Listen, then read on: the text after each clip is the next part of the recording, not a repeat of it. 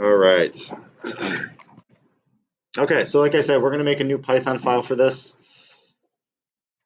I'm going to call this string methods.py. I think that's a good name. I'm going to make sure I change my import here.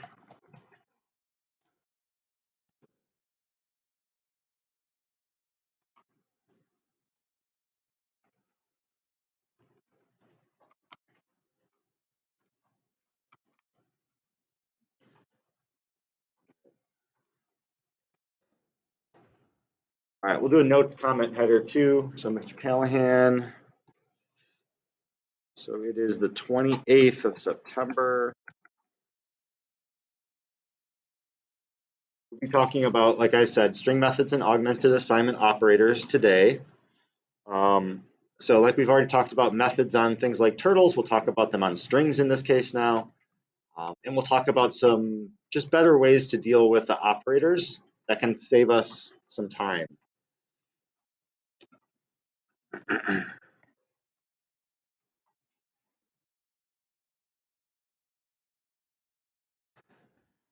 All right, object-oriented programming comes in back in a bit here. So we're just going to redefine object-oriented programming just a bit for this particular unit. Remember, the object is just the thing or the thing in the software that is modeling something. So in this case, it's the thing or the string in this case on which you call the method.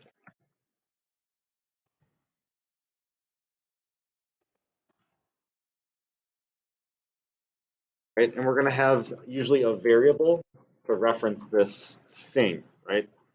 With turtle stuff, it was like we had a Leo variable that referenced our turtle.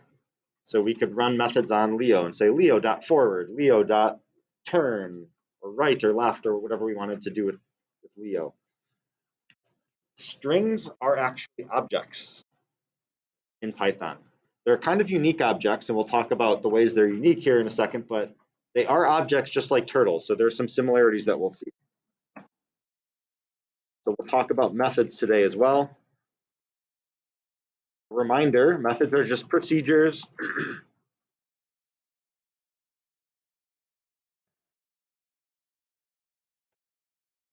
Procedures you are calling on an object, right, to manipulate it in some way.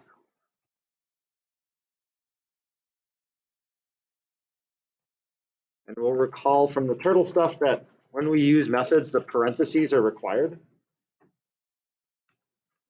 when we use them.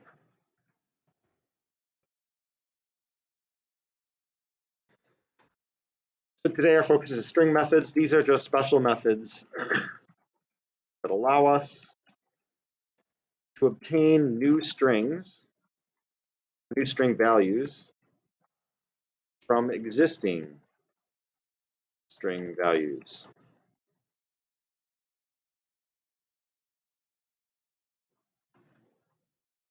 We can run methods on strings much in the way we ran methods on turtles. We do that using the dot notation, and very similar to the turtle stuff. The syntax, if you recall,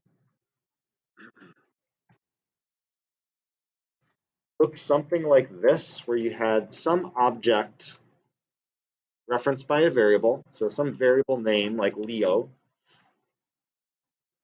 some method name like forward, followed by some potential arguments like forward by 100 or forward by 200, or whatever we wanted to pass in. So that's the type of notation we're going to be dealing with again here.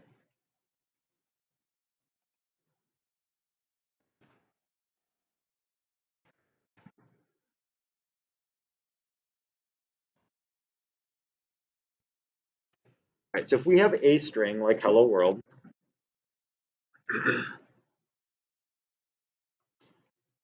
this string, much in the same way that Leo was a turtle, my string references a string object. Right, so this is an object. which means if we wanted to manipulate the object, we would do it the same way we did it with the turtle stuff. So we would say like, my string, I would like to convert you to uppercase, maybe, by running a method called .upper.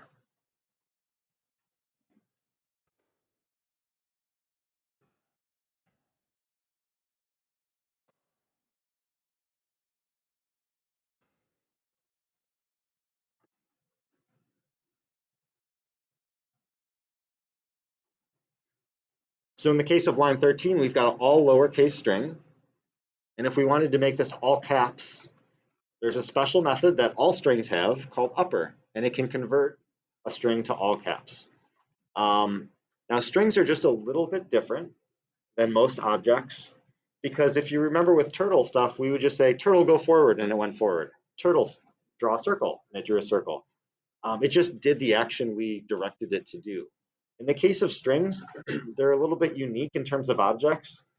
They don't actually directly manipulate. So when I run this code, you see it's still lowercase here, which is maybe unexpected behavior.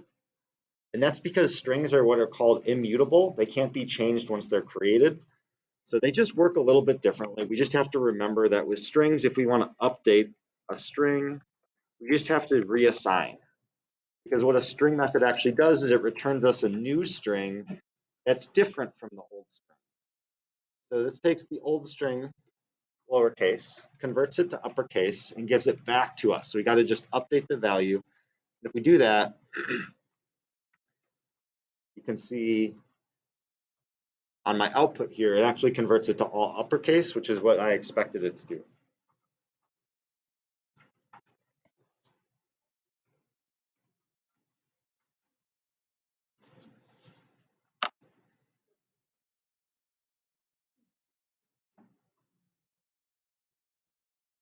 All right.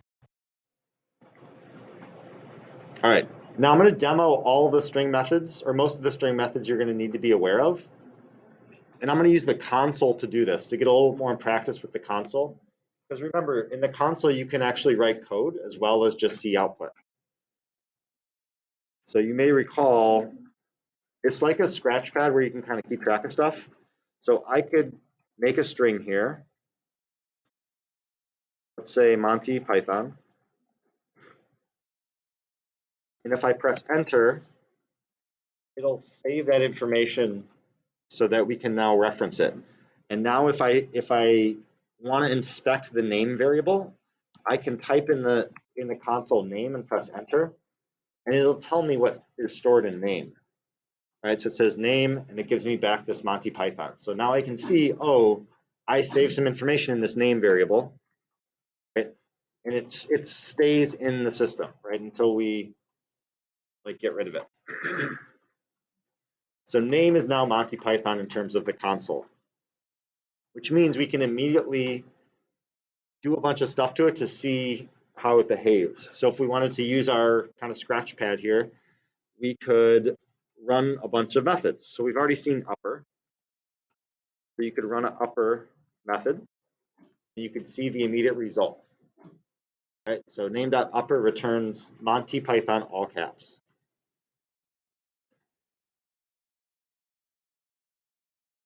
As we talked about, name is still, if you inspect name a little bit, you can see that name is actually still the first version of name. And that's because we didn't update the name variable, right? We just ran a method on it. If you want to make it all lowercase, right now it has a capital letter. You can say name.lower. That returns you all lowercase.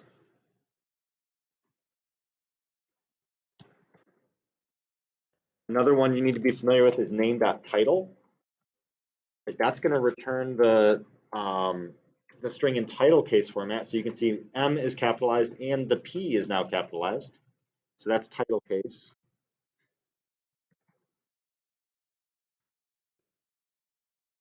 There's a method called swap case if you're interested in swapping the casing. There may be some very specific scenarios where you'd want to do that.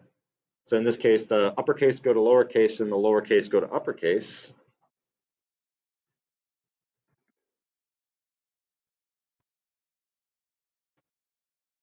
There's a method called replace. Most of the string methods don't require any more information, but some of them do require some arguments. So if you want to replace some of the letters in the string, we can specify what letter do we want to replace. So maybe we want to replace the O's in Monty Python with I's, maybe.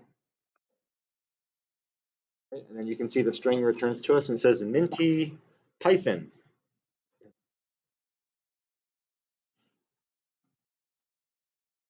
Again, we can inspect name though, like it's still the same thing it originally was, right? So we haven't updated the name variable yet.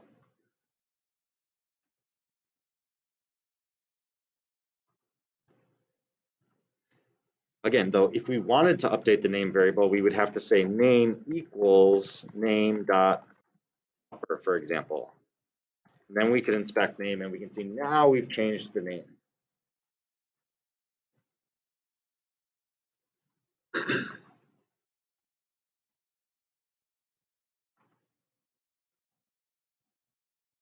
All right, if you weren't able to capture all this in your console, that's okay. I'm going to copy all of this. And if I right click and copy, I can then capture this in our notes just for future reference in case we want to refer back to it. I'll just save it in a triple quoted block here. I'll just note that this was below all done in console.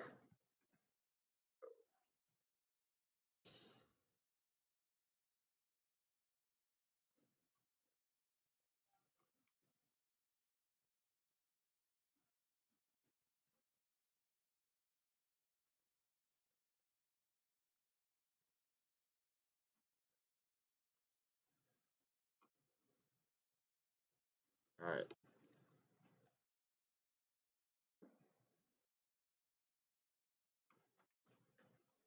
All right, a couple more things, and then we're going to have a Pear Deck question on some of this stuff.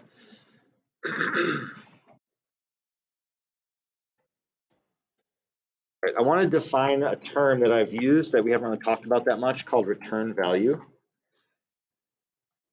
A return value is the value that you receive back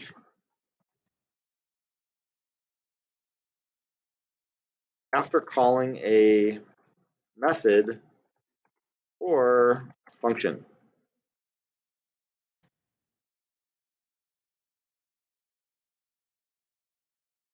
So in the case of, well, that's not spelled very well.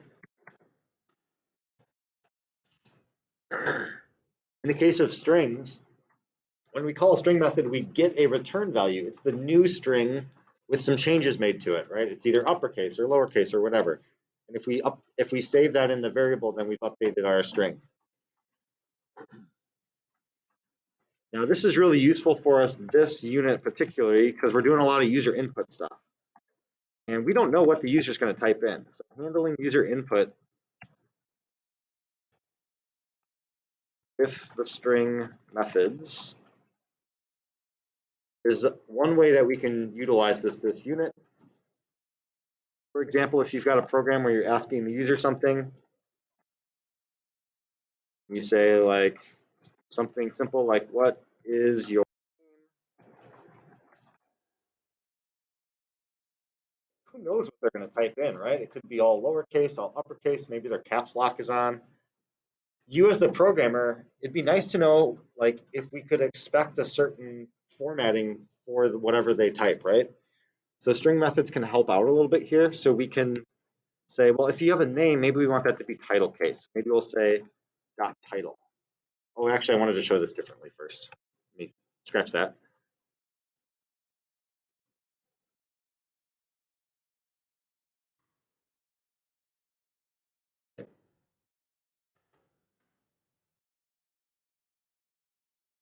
Okay, this is what I meant to do first, right? So you get some input in the name, and then after we get the name, then we can make it title case and then print it. So if I run this and I say, maybe I've got my caps lock on and I say My name is Matt Callahan. All right, in this case, it's still all uppercase, right? What did I not do correctly? I made a mistake. Got it, right? Name equals. So I got caps lock on. All right, if we want this to behave correctly, remember we have to do the equals sign before this. So name equals. All right, let's try that again. Oh, nice, that's better, right? I typed all caps and it converted it into a better format for me. Right? So we have to remember we must assign to a new string.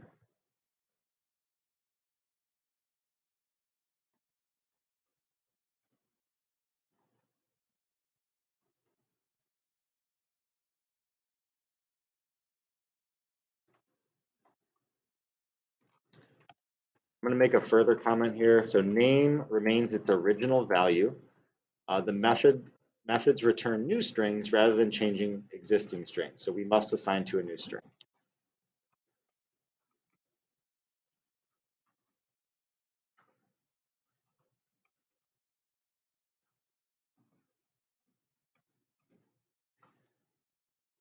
All right. Now, sometimes it's a little tedious to do it this way because you can see I have this name variable 3 times.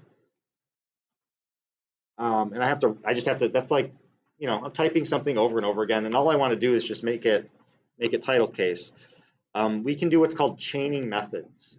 So rather than do it this way, I can take my title and add it to the end of my input. Right? So it's always going to do the input first, and then whatever the input returns, it'll convert it to dot title. So this is maybe a better way to do it because you only have to write name 1 time rather than 3 times in this case. So this is just called chaining methods. Kind of like with the nesting functions thing, right? It just saves you a little bit of time if you do this rather than relying on an extra line of code. They both work exactly the same way. So you can see if I type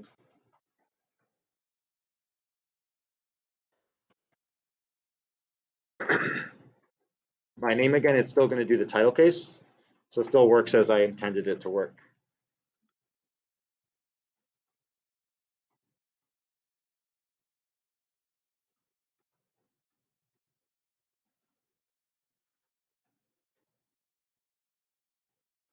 All right. All right, once that's typed in, if you want to hop over to Pear Deck,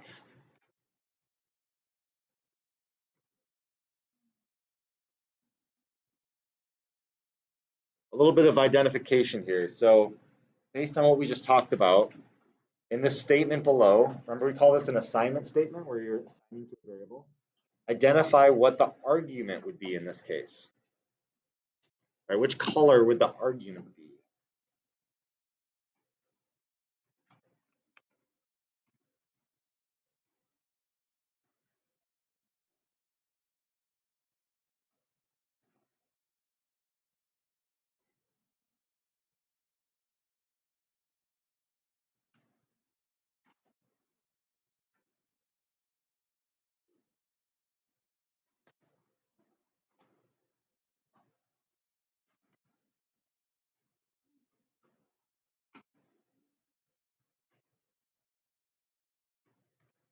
Right, still waiting on people in Pear Deck here. So if you're not in, rejoin Pear Deck.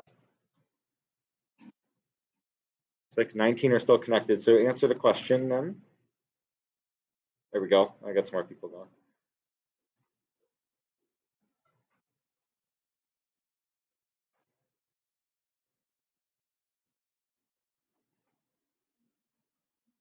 All right, so identify the argument. Just try to remember what is an argument.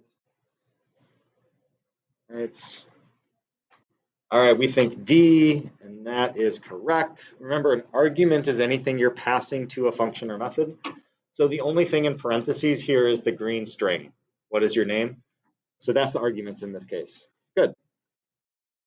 All right, second one, identify the method. So what's the method in this case?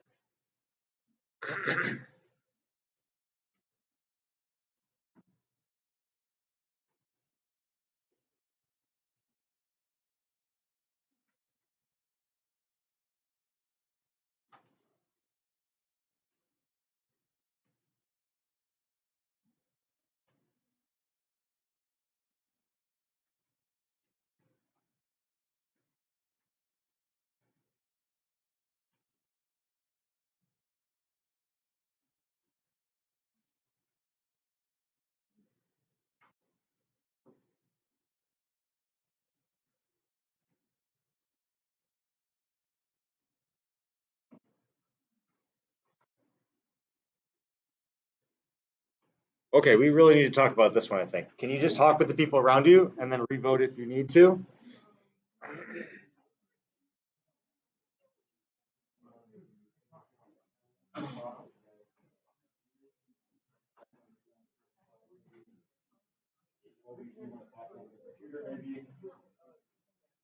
Talk with somebody about it. Jay, what do you think?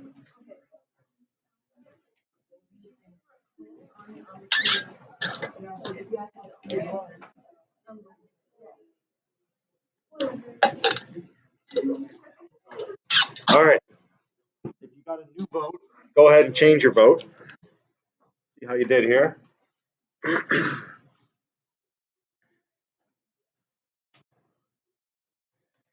All right. This is not too surprising that we're confusing C and E, function and method. They seem very similar, right? But what's the big distinction between function and method?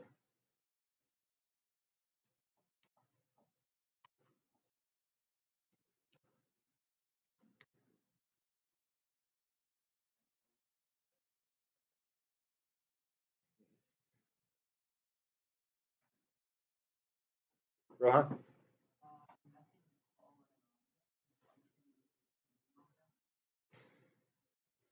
Yeah, a method you call on an object. So the answer is E.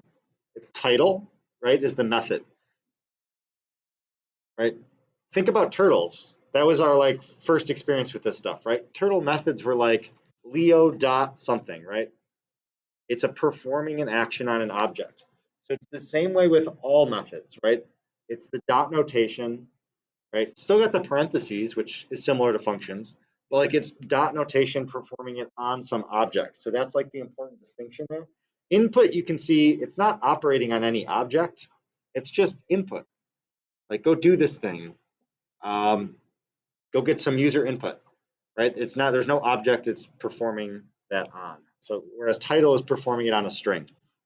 So that's the important distinction between those two. All right, this one might be a bit tricky. Let's see how you do here. In the assignment statement below now, see if you can identify now the return value or values.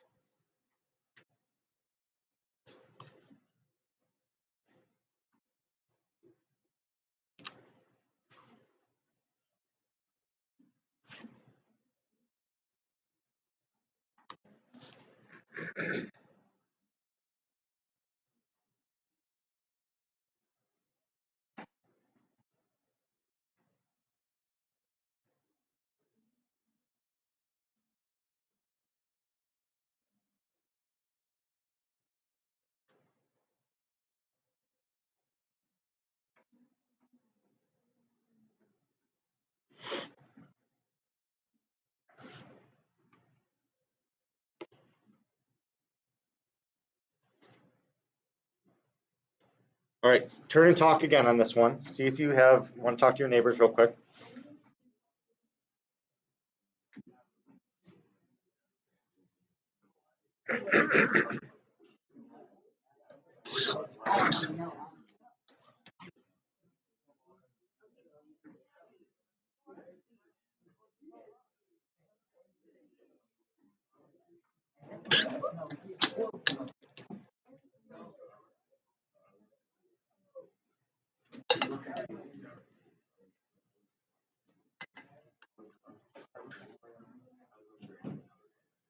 All right, this is admittedly tricky.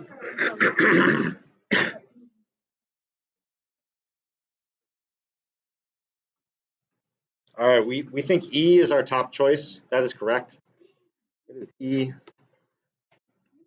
Why is this so tricky though? It's just so much easier just to use the code than to parse it and understand what happens when you run an input.title is number one, there's a return value for input, right? If you call a function, there can be a return value for that, right? So when you say, what is your name, user? They type something in. Maybe it's an all caps version of their name. That's one return value that comes back to you in this line of code, right? And then once you get that name back, then a string method gets performed on that name and a new string returns to you. So there's a second string returned to you, a brand new string that's title case. So C, whatever the user types in, whatever that is, gets returned, and the user's string, whatever it was, in title format gets returned, right? So two things come back to you. So basically, anytime you see the parentheses, whether it's a function or a method, you're going to get something back from that, whether it's useful to you or not. All right, pretty good. That's the next one. Okay. Okay, back to our live coding notes. All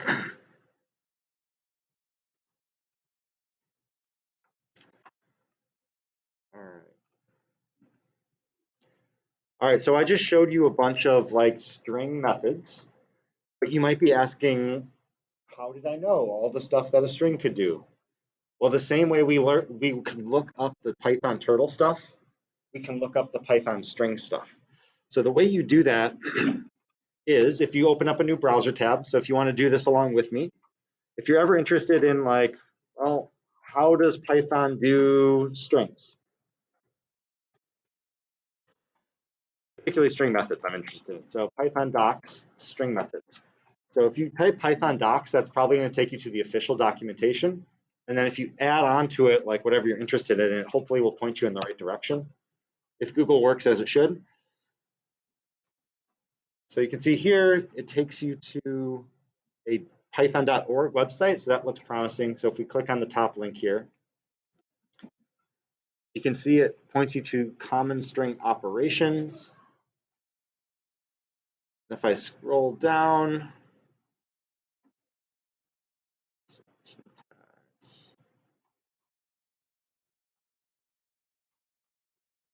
template strings.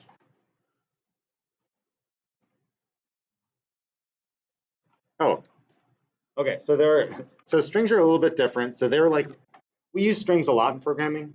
So like, there's just special ways to work with them. That's why they're a little different than turtles. And string methods are actually linked right here. So this one's a little harder to find than most would be.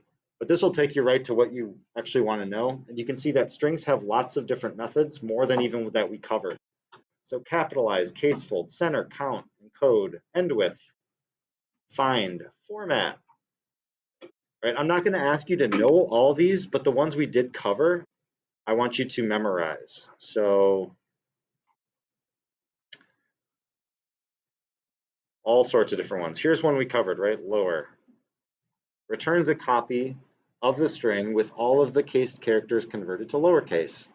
The lowercasing algorithm used is described in 3.13 of the Unicode standard, right? So it just gives you a little more information on the method. The ones we did are pretty straightforward. There's a lot of other string methods that are really useful, and we're probably going to see some of them as we go further in this course. But for now, the ones that we covered are all we need to know. Some of them do give you examples. So the title documentation gives you a little bit more information on title. It basically does what we did in the notes just a minute ago. It shows you that if you type in hello world, it'll convert it to title case.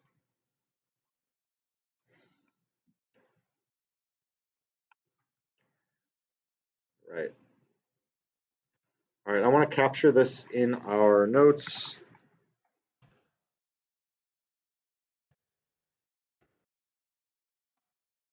Python documentation for the Python standard library. That's basically the python.org site is where you can find that. That's the official documentation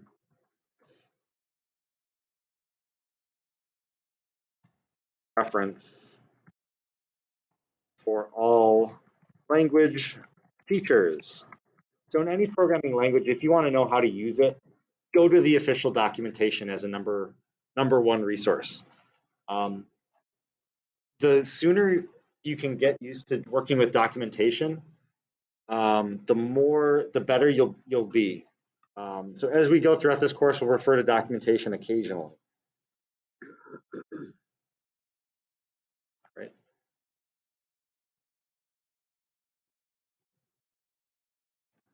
I'm also just going to make another note here. The way we got there is we Googled Python docs followed by whatever we were looking for. So for example, Python docs string methods. That can help you get there. All right, we're almost out of time today, so we're going to stop there for today, and then we'll pick up. We do have a bit more to do, but we'll handle that tomorrow.